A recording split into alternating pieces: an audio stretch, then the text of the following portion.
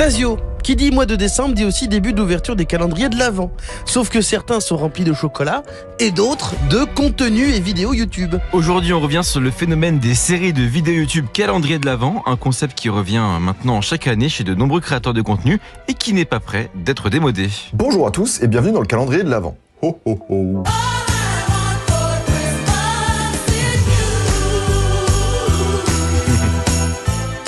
Comme on vient de l'entendre, Tasio, c'est le lancement du calendrier de l'Avent vidéo par le youtubeur Seb qui t'a donné envie de te pencher sur ce sujet. La promesse des séries de vidéos calendrier de l'Avent des youtubeurs, c'est un contenu publié tous les jours du mois de décembre jusqu'au 25 sur leur chaîne YouTube. Alors, dans le cas de Seb, on est plutôt sur des vidéos du style Histoire du monde de la musique. Dans d'autres cas, on va être comme celui de Superflame, par exemple, sur de la fiction. Bref, ça peut être un petit peu tout et n'importe quoi en fonction des youtubeurs. Mais parmi tous ces contenus, il y en a un type en particulier qui est très populaire et à qui on a carrément donné un nom. Ce sont les vlogmas. C'est la contraction de vlog et Christmas et ça consiste en la publication d'une vidéo de type tranche de vie tous les jours durant la période des fêtes, un peu comme une petite série de Noël à suivre au quotidien dans laquelle ton créateur de contenu est le personnage principal. Mais attention, si c'est super cool d'avoir autant de contenu à se mettre sous la dent, c'est pas seulement pour la passion que les youtubeurs font ça. En fait, ça répond surtout à des enjeux de brousouf, d'oseille, de caillasse.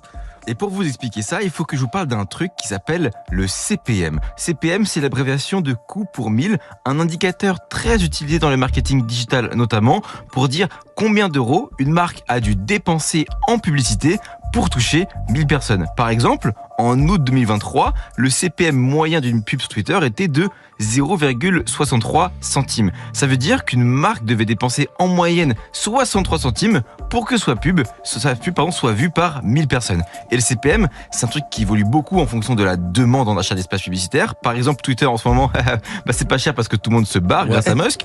Et par contre, sur YouTube, quand Noël arrive, quand Noël approche, les publicités coûtent beaucoup plus cher vu que tout le monde veut faire sa petite pub, quoi. Et c'est en fonction de ce fameux CPM que les youtubeurs gagnent plus ou moins d'argent grâce aux publicités qui sont au début de leur vidéo. C'est pour ça qu'il y a beaucoup de vidéos en décembre sur YouTube et vraiment moins au mois d'août et même parfois en janvier. On parle d'une différence de plusieurs euros sur le CPM parfois, ce qui est absolument énorme quand on remet ça sur le chiffre d'affaires global. Et puis aussi, on mentionne beaucoup les revenus publicitaires, mais ça va aussi pour la partie partenariat marque. Là aussi, les marques se bousculent. Du coup, les influenceurs peuvent bombarder les OPSP et augmenter les prix sur la période. Alors s'ils arrivent en plus à faire sponsoriser chaque vidéo de leur calendrier, ce qui est fait parfois, là c'est le jackpot. Alors attention par contre, parce que tout ça peut vous paraître beaucoup, mais n'oubliez pas que créateur de contenu, c'est une activité souvent précaire et incertaine, et que se lancer dans un calendrier de la sorte, c'est pas juste pour s'en mettre plein les poches, c'est aussi et surtout pour te stabiliser économiquement dans les prochains mois, quand l'activité publicitaire va chuter, voire même s'effondrer. Le cas de Seb d'ailleurs fait particulièrement sens quand on sait qu'il vient de créer sa boîte de production, de prendre des locaux et même d'embaucher des salariés. Exactement. Et au-delà du pur aspect financier, les calendriers de l'Avent, en tout cas les contenus quotidiens, c'est un truc qui permet vraiment de gagner en visibilité. Et en termes de stats, ça a un impact vraiment énorme parce que l'algorithme de recommandation des vidéos YouTube adore quand les créateurs de contenu postent de manière régulière.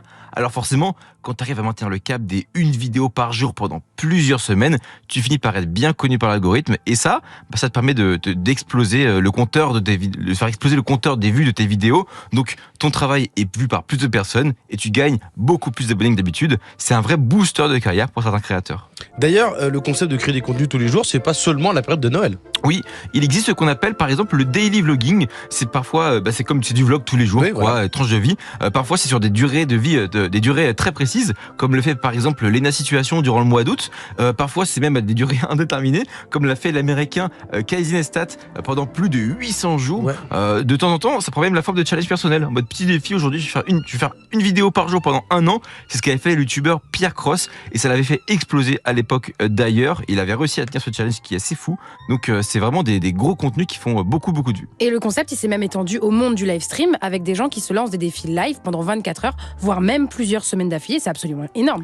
Mais pour conclure cette chronique, justement, j'aimerais vous dire que c'est pas forcément la solution miracle si vous voulez percer, parce que le revers de la médaille, il est quand même sévère. Tenir à un rythme aussi ténu, ça demande beaucoup de travail, et on peut vite y laisser sa santé mentale, croyez-moi. Casey Neistat a d'ailleurs failli divorcer à cause de ce rythme qui s'était imposé. Donc message à tous les petits créateurs, le surmenage, ça existe aussi sur Internet.